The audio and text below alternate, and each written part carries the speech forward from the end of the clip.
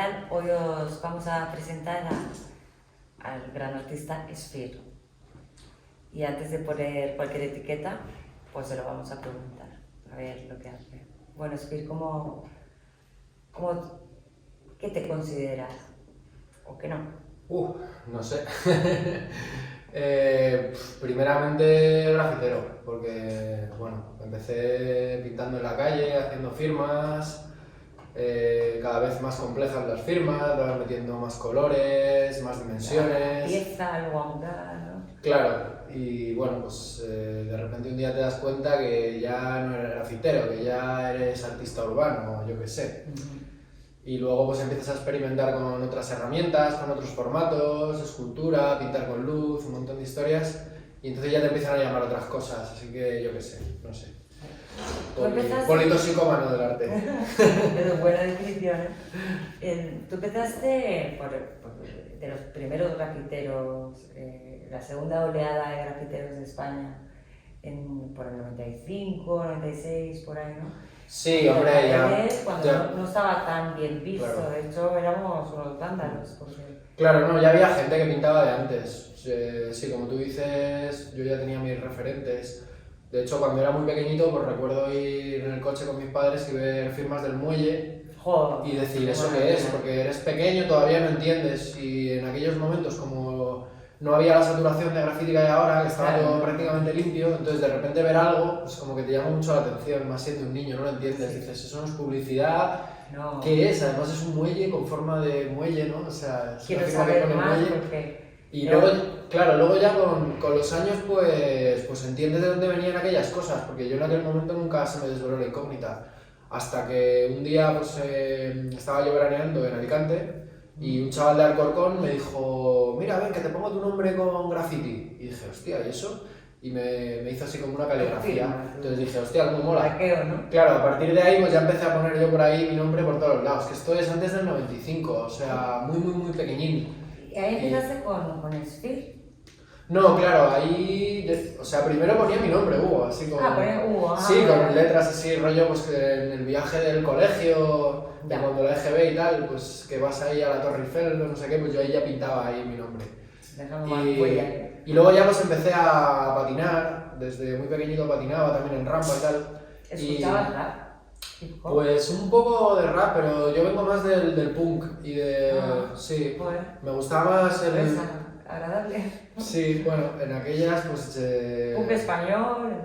De todo, o sea, escuchaba también... desde contactos, rollo inglés, exacto. Sí, claro. Todo ese rollo y también el americano. Rancid, NoFX, Pennywise, todo eso. Que iba muy relacionado con el rollo patinar y tal. Y de ahí luego ya entré un poco en la electrónica. A través de Prodigy, Daft Punk y todo ese tipo de grupos ya me empezó a interesar la electrónica, porque yo de primeras decía, eso es bacalao y eso es de los nazis o tal. Entonces le tenía un poco de tirria, pero ahí ya me quité un poco el complejo, ¿no? Y de hecho luego me fascinó la electrónica. Fuiste indagando y viendo que son unas inquietudes artísticas, conceptuales y tal. Y luego en Madrid, porque tú eres de Madrid. Sí, soy de aquí de Madrid. Y bueno, lo que te iba diciendo de la evolución, después del colegio, de poner todo esto, pues en el instituto ya como que empecé ya con mi firma. O sea, no era Sphere, sino que era Evil. Y sí, ponía como un diablillo, así un demonio, porque veía siempre las plastas de Desuso, que es de la generación anterior, y me encantaba, ¿no? Lo que era asociar una firma como con un icono, era como súper mágico.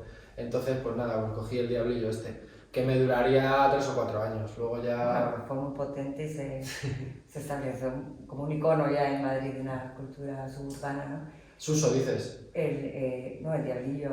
No, ese que va, yo allí era un mindundi. O sea, pintaba... pero sí que tuvo hacia una repercusión.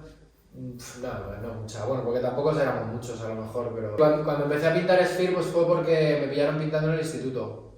Y entonces nada, me llevaron al director y me iban a expulsar 3 días. Y el profesor de fotografía, Antonio Lancho, pues bueno, de fotografía y de arte, que también dibuja el tío, que es una pasada. Bueno, pues el tío dijo, mira, traerme a este chaval, que en vez de expulsarlo, lo que voy a hacer va a ser castigarle a que repita el graffiti bien hecho. Entonces el director accedió Y bueno, la verdad es que ojalá hubiera muchos más profesores como estos, Hombre, porque yo lo claro. recuerdo con mucho cariño y realmente fue un punto de inflexión dentro de mi trayectoria, porque el Poquito tío... castigo, ¿no? Exacto. Es que siempre es mejor motivar que castigar, eso es desde Sí, luego. pero bueno, yo creo que también fue un castigo porque ya estaba viendo el talento que tenía. Claro, porque esto no pero se hay que ser una puede persona sensible, ¿no? Como, Claro. o sea, estos son los tipos de profesores que hacen falta para la sociedad, Sí, sí. porque otro hubiera dicho, este tío ha Sí, hecho sí, una cosa que es claro. ilegal, que no está permitida, ahora lo A la castigamos, mierda. lo expulsamos, etcétera. Pero este tío dijo, Se mira, este desmarcó chaval... de todo lo social establecido y dijo, esto vale y vamos allá.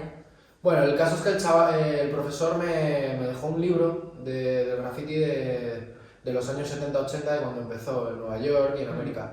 Y entonces, bueno, yo me leí ese libro y me quedé flipado. O sea, a mí eso fue como ponerme un petardo para Ya. explotar y comenzar pues a hacer compulsivamente lo que a mí me apasionaba, que era pintar, porque yo ya entendía que eso tenía una finalidad y que eso tenía una historia detrás. Y bueno, aparte todas las anécdotas que contaban en el libro este de los grafitis, pues ya te digo que es que me quedé flipado. Y a partir de ahí pues empecé a pintar Sphere, pues un poco porque me gustaban mucho las letras de Zephyr, de los Furious Five, y que tenía un montón de trenes y salía en el libro por un montón de sitios. Y bueno, pues hacía unas letras muy parecidas a las suyas. Y de ahí pues fui cambiando un poco Sí, vas viendo a evolucionando. Sphere, a sacar mi estilo, mis letras, porque al principio pues tienes tus referentes, pero luego Claro, obviamente tienes que te hacer marcas tu estilo. tu movida. Pero siempre dentro de la movida más activista social, como una protesta a... Sí, bueno, en parte sí, en parte no. O sea, yo creo que al final el graffiti puro es como una campaña publicitaria underground entre nosotros. Claro. O sea, porque al final lo hacemos para que otros escritores lo vean como, hostia, mira dónde ha estado este, descifren la caligrafía, porque luego la gente normal ni lo entiende, ve los tags y para ellos eso es basura. También es un, hey, que aquí estamos, esta sociedad más desfavorecida o que no tiene recursos. Sí, claro, pero eso ya lo empiezas a pensar luego cuando ya te vas haciendo un poco más mayor, ¿no? Al principio buscas más adrenalina, estar en el mayor número de sitios, como superar retos, ¿no? Y aventuras, sí. más que todo esto que tú me dices. Luego ya sí, claro. Luego después he pintado en un montón de centros sociales y me he centrado mucho en la crítica. A día de hoy la verdad es que meto mis cositas, pero soy un poco más hedonista, como si dijéramos. O sea, busco más la estética, embellecer el lugar y que la creación mía también genere sentimientos positivos. Has hecho murales hasta de 30 metros que me comentabas antes, trabajas técnicas como el aerógrafo, bueno, también pintura, eres como un artista muy completo. Esto es que sale de ti porque no sé, o sea, no sé si te has formado en todo eso, sino que tú vas experimentando. O sea, las herramientas están ahí para utilizarlas, entonces tienes dos opciones, o quedarte con la que te va bien y estar toda la vida y la vas a dominar fenomenal, o bueno, pues a mí es que me aburre siempre hacer lo mismo. Además es que entiendo que cada herramienta pues es también favorable a unos determinados materiales, ¿no? Y a unas determinadas circunstancias. Sí. Porque igual pues yo qué sé, llegas a pintar una fachada y te falla la maquinaria y tienes que empezar a pintar con rodillo. Pues bueno, pues es lo que hay, pues pintas con un rodillo. Sí, yo he llegado a pintar, o sea, a pintar personajes o a maquillar con tinta de calamar, porque no había nada más. O sea, claro, si es que al final una herramienta para pintar son cosas que manchan. O sea, luego de repente dices, tengo unos rotuladores de la hostia, no sé qué, y a mí los que más me gustan para echar tags es una botella taladrada, llena de pintura y que chorree todo. Pero bueno, eso lo vas creando tú, ¿no? O sea, es súper admirable, porque quieras que no, exacto. Sí, unos los creas y otros pues también te empapas de técnicas de otra gente. Pues a mezclar pintura, por ejemplo, me enseñó Peta de Italia, que él lo había aprendido a su vez de Sudamérica, porque allí como han tenido muchísimo más tarde la pintura de determinados, o sea, una paleta de colores amplia dentro de la pintura de spray, pues se las ingeniaban para poder tener más colores. Entonces simplemente le quita la presión a un bote y los mezclas los dos botes. Le echas pintura del que más presión tiene al que menos, entonces creas colores nuevos. Y claro, eso es maravilloso porque de repente haces un degradado perfecto, te agarras un tono medio, le metes oscuridad, le metes claridad, ¿sabes? Hay que tener un ojo... No, bueno, eso es más fácil que coger una carta de colores, que muchas veces hay variaciones dentro de los propios azules, porque le han metido más pigmento, a lo mejor tiene un toquecito amarillo uno y ya te está fastidiando la gama, ¿sabes? Bueno, ahora las gamas están bastante bien hechas, ¿no? De las marcas de pintura, pero bueno. Que siempre es un recurso que te viene bien, o sea, yo por ejemplo muchas veces que viajo me llevo solo los colores básicos, y luego esos colores básicos con eso saco toda la paleta, tanto en spray como en plástica. Y luego ahí ves. Y, o sea, empezaste con graffiti, luego mural, también tienes lienzos, tablas, madera, o sea, sobre cualquier soporte, al final es crear. Y en bolígrafo también tuviste una... Sí, claro, bolígrafo también, pues otra herramienta más. Lo que pasa que es una técnica muy minuciosa, la cual tuvo su época y no creo que vuelva a repetir, porque soy más explosivo ahora, no me apetece tirarme tanto tiempo con una cosa... Luego tuviste una... no sé en qué momento hiciste una serie con... ¿cómo se llama? Art Lighting, ¿no? Una serie, creo que te refieres a la serie que utilizo pigmento fotoluminiscente, ¿no? Eso es, yo ahí me pego un poco porque no lo conozco muy bien, pero vamos, es que... ¡Wow! Sí, a ver, no tiene ningún misterio, o sea, es el pigmento fotosensible, este que se utiliza para la señalítica de... Claro, pero pierde intensidad, o sea, claro, más efímero, ¿no? Ese material lo que hace es que capta la energía lumínica, entonces se queda cargado, se quedan excitadas las moléculas del material, y entonces van soltando esa carga porque ellos no quieren estar así, entonces lo van soltando poco a poco. ¿Y eso qué significa? Pues que va luciendo. Con ese material interactúo de dos maneras. Una, siendo la propia pintura, o sea, en mi caso la serie que yo hacía era pintando primero con ese pigmento y después, eso como si fuera el positivo, o sea, la luz. Y después haciendo un dibujo en sombra encima, o sea, la oscuridad. Con lo cual tapaba lo que es la luz de ese material con todo tipo de herramientas que fueran oscuras, carboncillo, aerógrafo, spray negro, pintura negra, todo lo que es el negro, ¿no? Y entonces lo bloquea y luego pues hace el efecto de la sombra, porque esa parte pues no está cargando. Y esas sombras, por ejemplo, pues tienen doble vida, tienen una vida cuando están en la luz del sol o de una iluminación de una habitación normal, y luego después, a la que apagas la luz, cuando están cargadas, pues de repente sale la segunda vida de la obra.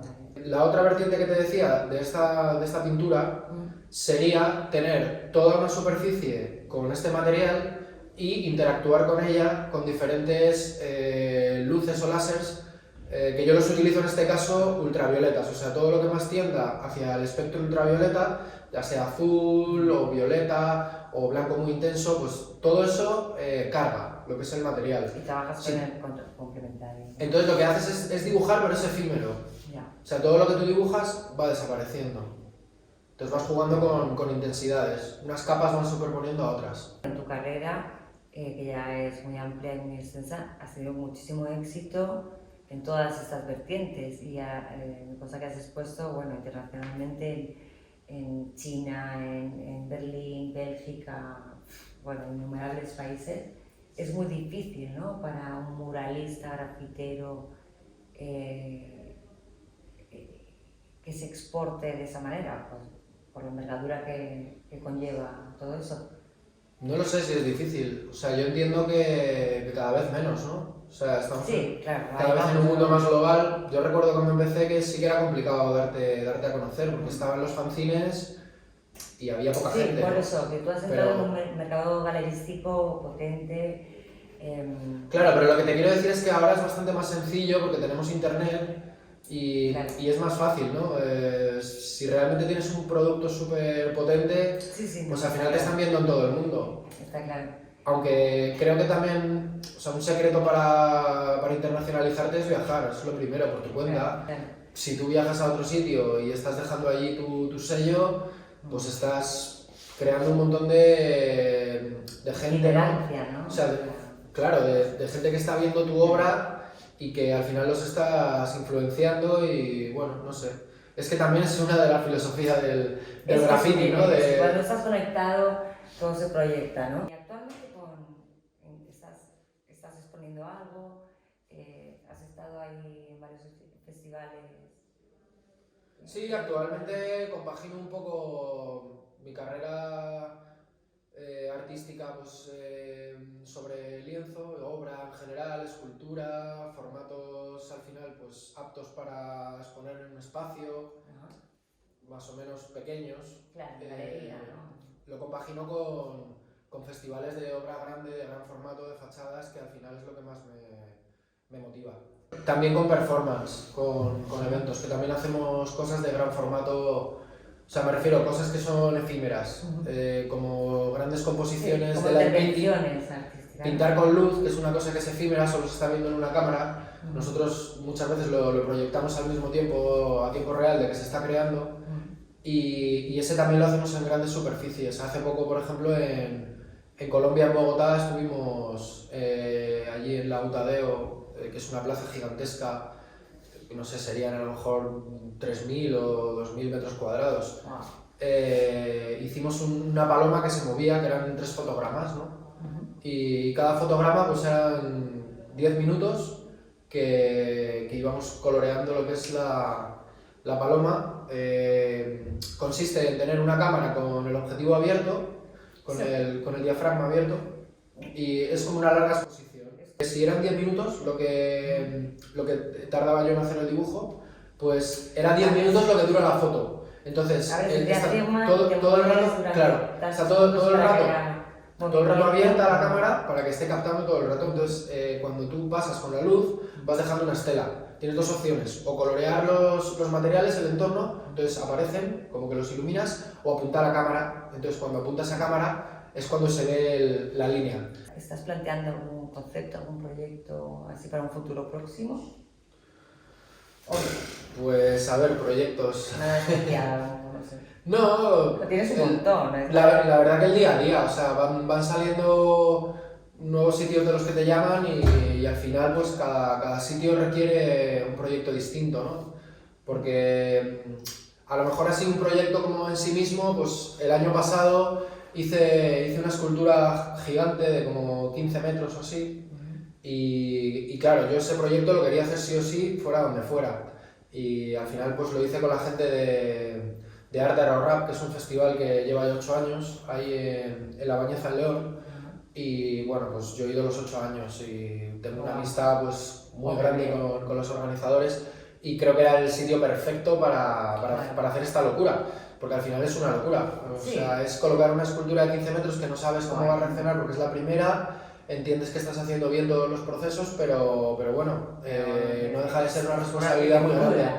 Entonces, bueno, con gente de confianza mucho mejor. Y la verdad es que fue un éxito. Pero normalmente lo que te digo... Cada obra tiene su espacio, ¿no? Claro. O sea, seguro que vas creando, no te lo planteas a priori, sino que te vas dejando llevar un poco. Sí, es que, ya te digo, es que no me gusta imponer mi obra a un espacio, sino que prefiero que el espacio venga a mí, o sea, en este caso veo la foto del espacio y muchas veces con Google Maps pues me ubico un poco en el entorno y después tengo que tener unos días de reflexión para ver qué me inspira el lugar. O sea, no me gusta decir, vale, yo tengo mi idea y punto, y la voy a poner aquí, allí o allá o donde sea. Ya. O sea, me gusta... Es una sinergia, ¿no? Con todo. ¿Qué te aporta crear? ¿O qué te disgusta de crear? De involucrarte. Para mí la verdad es que yo creo que, abstrayéndome un poco y pensándolo desde fuera, creo que sería como una especie de mantra, ¿no? En el que entro cuando me pongo a pintar y simplemente estoy a gusto y ya está. Te da paz. Exacto, o sea, porque al final es mogollón de tiempo que estás tú solo con tus cosas, tu música o tus podcasts y arriba en la grúa pues soledad o en el estudio pintando tus cuadros. Y al final es que disfrutas de esa soledad porque disfrutas de lo que estás haciendo y te evades. Entonces para mí básicamente es eso, es pintar o crear en general, para mí es disfrutar. Bueno, Sofía, no te molesto más. Me ha encantado, me encanta tu obra. Y espero que os haya gustado. Estamos en su estudio, ahora os voy a hacer un recorridillo ahí por aquí, ¿vale? Pues muchas gracias. Gracias a ti.